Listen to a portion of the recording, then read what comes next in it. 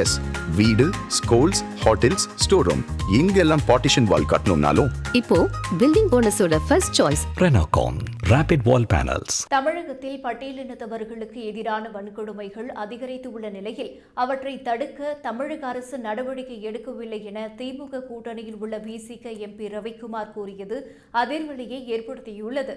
இதுகுறித்து அவர் வெளியிட்டுள்ள அறிக்கையில், தேசிய குற்ற ஆவண காப்பகத்தின் 2023ஆம் ஆண்டுக்கான அறிக்கையின்படி நாடு முழுவதும் பட்டியல் இனத்தவருக்கு எதிரான குற்றங்கள் அதிகரித்தாலும் தமிழகத்தின் நிலை அதிர்ச்சி அளிக்கிறது. தமிழகத்தில் 2021ஆம் ஆண்டில் பட்டியலின மக்களுக்கு எதிராக 1377 குற்றங்கள் நடந்துள்ளது. 2022ஆம் ஆண்டில் 1761 குற்றங்கள் பதிவாகியுள்ள நிலையில் 2023இல் 1971 குற்றங்கள் நடந்துள்ளன. ஆந்திரா, தெலுங்கானா, கர்நாடகா உள்ளிட்ட மாநிலங்களில் பட்டியலினத்தவருக்கு எதிரான குற்றங்கள் குறைந்துள்ளன. ஆனால் தமிழகத்தில் தொடர்ச்சியாக அதிகரித்து வருகிறது. 2023ஆம் ஆண்டில் தமிழகத்தில் பட்டியலினத்தவர்களுக்கு எதிராக 66 கலவரங்கள் நடந்துள்ளன. பட்டியலினத்தவர்கள் கொடுக்கும் புகார்களை தள்ளுபடி செய்யும் வழக்கும் தமிழகத்தில் அதிகமாக உள்ளது.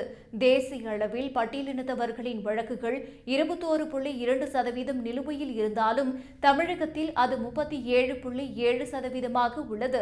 பட்டியலினத்தவர்களின் வழக்குகளை கையாள்வதில் நீதிமன்றங்களும் மெத்தனமாக இருப்பது அறிக்கையில் தெரிய வந்துள்ளது. தேசிய அளவில் பட்டியலினத்தவர்களுக்கு எதிரான வன்கொடுமை வழக்கில் 31.9% தண்டனை வழங்கப்படுகிறது. ஆனால் தமிழகத்தில் பட்டியலினத்தவர்களுக்கு எதிரான வன்கொடுமை வழக்கில் வெறும் 12.2% மட்டுமே தண்டனை கிடைக்கிறது. தமிழகத்தில் SC, ST வழக்குகளில் கைது செய்த பின் அவர்கள் விரைவாகவே விடுதலை செய்யப்பட்டு விடுகின்றனர்.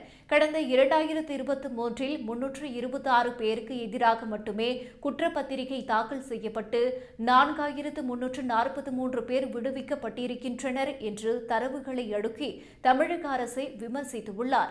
மேலும் பட்டியலின மக்களுக்கு எதிரான வன்கொடுமைகளை தடுத்து நிறுத்துவதில் தமிழக அரசு போதிய நடவடிக்கை எடுக்கவில்லை என்று சாடிய ரவிக்குமார், பட்டியலினத்தவர்களுக்கு எதிராக கலவரம் அதிகம் நடக்கும் 4 மாநிலங்களில் தமிழகம் ஒன்றாக உள்ளது என்றும் சுட்டிக்காட்டியுள்ளார்.